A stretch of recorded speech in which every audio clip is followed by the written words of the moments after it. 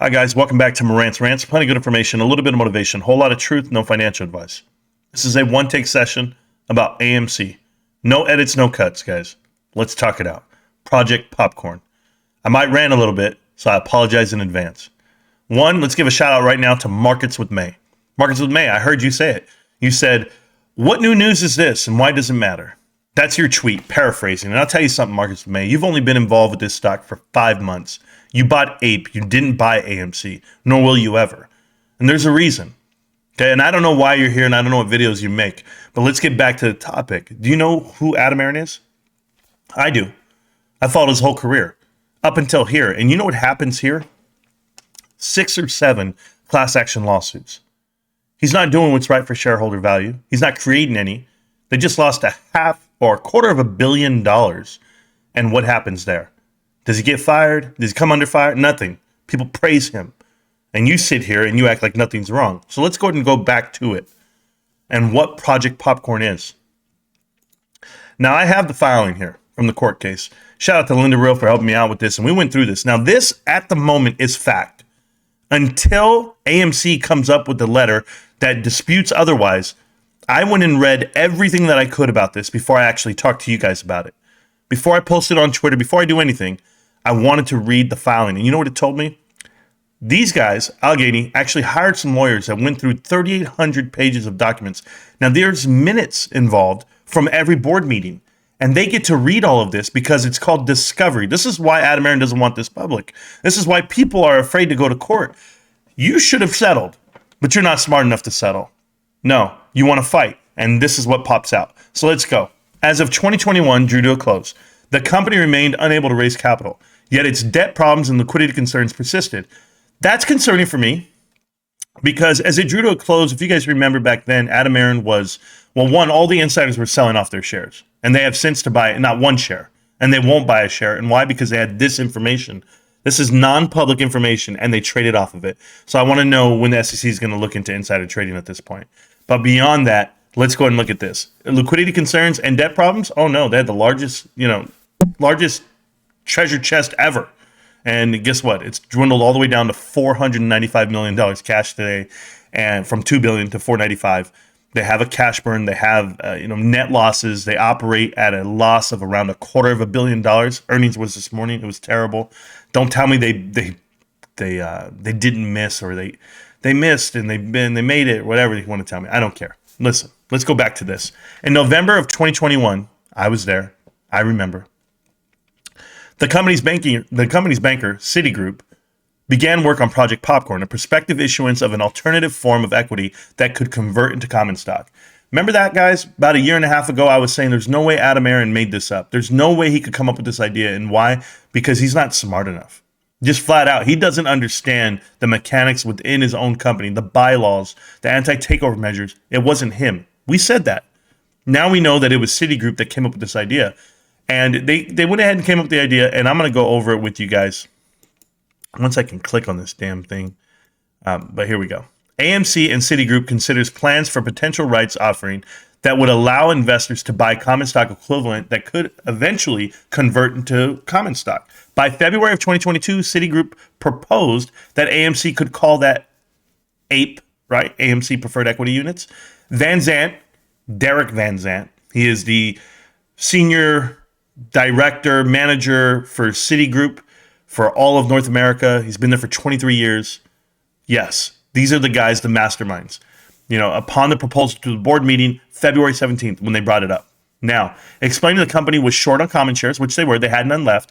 They were at 524 million that they could dilute up to, and they're already sitting at 516, 517 at the time. So 7 or 8 million shares at the time, and maybe $160 million. That's not enough. They needed to raise more than that. The unfortunate part is they took the shareholder equity from you, and they only raised maybe double that amount. It wasn't even worth it. It wasn't even worth it for what they did, and nobody wants to tell them that. And that's the unfortunate part. But hey, it wasn't meant to be worth it because Antura and Citigroup partnered up on this one. It's okay. We'll keep going. Van Zandt explained to the company that they were short on shares, but they had the 50 million preferred equity units, preferred shares. And that's what they went ahead and converted and made 1 billion preferred equity units, right? So we know the whole story there. And if I misspoke right there, I apologize. No edits, no cuts, but you know exactly what I mean. They took the 10 million preferred shares, converted them, and what was it? It was now 1 billion preferred equity units, apes, and they diluted that whole amount as well. Now, the rights are dilutive, so the shareholders are incented to buy the shares to avoid dilution. So the whole thought process behind this was we make ape, they don't want to dilute their value, so they're going to buy more ape. And you guys knew that this was the train of thought back then at this time frame, because Aron went in and bought into HYMC when they had a market cap of around $19 to $20 million, and shot it all the way up to $200 million overnight, because it was apes. It was his following. It was, they were just a legion of people that were going to follow this man no matter where he went, because they didn't know any better. And they knew they had that in the bag. And that's the difference here. So let me close that one out. Let me open up this one for you. And there we go. So now this one here, it's going to tell you, notwithstanding Aron's rosy public statements about AMC's financial outlook, but we know that he's always talking well about AMC's financial outlook, but it wasn't the case. Specifically on May 17th of 2022, DF King, which is the proxy solicitor, got in line, okay? Now, I told you, always need a proxy. We know what happened with Bed Bath & Beyond. They got a proxy to go online with them to tell you, hey, this is a good move for whomever.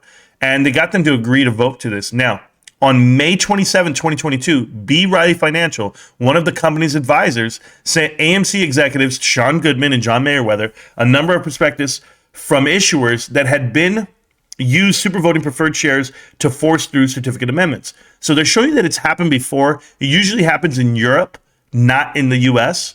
That's the whole deal here. So they actually took a tactic from Europe to here. A July 20th, 2022 memorandum about the potential ape issuance showed that AMC was by then already planning the ATM offering of apes. Goodman acknowledged that the index funds that own AMC shares will likely be required to sell the preferred equity units. While this may put pressure on the value of preferred equity units, lower index fund ownership also means less shares.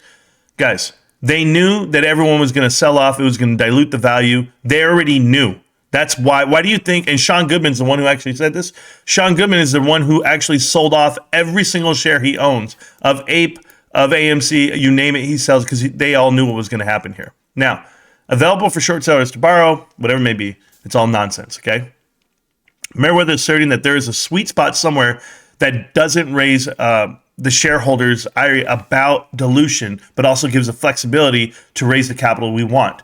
So they knew that they were going to play this game of rhyme and reason, find that equilibrium, and they found it all right, and it was at 60 cents. So anyway, on July 27, 2022, Aron wrote the board, and he was touting that APES is the single most impactful action that AMC will take in all of calendar 2022, giving AMC a new currency to pay down debt and avoid any future liquidity traps. So, yes, he was bragging that that's what it was going to be. Yes, that's what they're going to push on to you.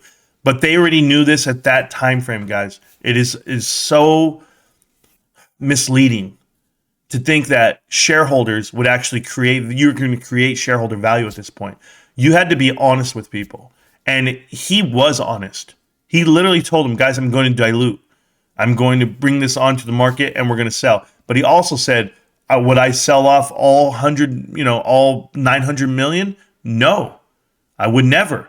We would never do that. And guess what he ended up doing? He ended up doing just that, selling off the 485 million ape units within 4 months. Sold it all. Now, Aron indicated that AMC needed to raise capital, but was not out of common shares. The dividend will have the price of our common stock, but shareholders will also own ape and have close to the same combined value after the split. Yeah, it was just all glittering. He's just sprinkling glitter on shit at this point. And I'm going to show you this last one here. This is when they knew they were going to go ahead and go with it. If you guys see here, retail shareholders were begging for a dividend, which is wrong because they actually gave them a dividend, all right, but it wasn't a real dividend. It was actually just dilution.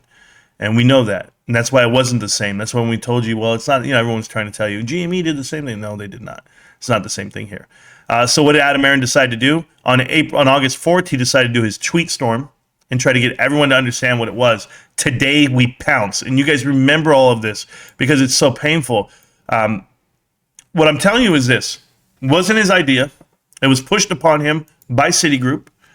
And Citigroup painted it up for him and showed you how to do it. Now, this all came out in the case.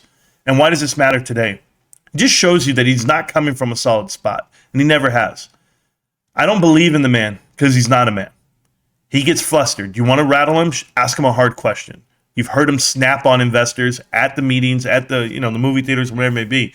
So this whole group of people out here that are following him and promoting him individually, they're gross and they're sick, and it makes me, it just kills me. If you like the movie theaters, guys, love the movie theaters. Go to the movies, support AMC, the company. But if you think this board of directors is here for you, guys, they've been planning this out for years.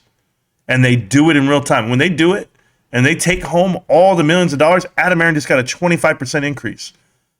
For what? To lose $250 million a quarter? Guys, next quarter, they're going to fall flat. They'll fall flat on income. All the movies in the world are coming out, and they're going to be like, look, this is where we're headed. It's not where you're headed. Go look at quarter 3, quarter 1, quarter 4, and you'll see what your company is. The industry is falling off. So markets with May. Before you say, is this any new news? Well, it is for AMC shareholders, and you're not one, and you never have been. So stay out of the way, markets. Please. Anyone else out there, guys, this just tells you exactly what we said. It was an inside job. And Aron is a snake. Peace.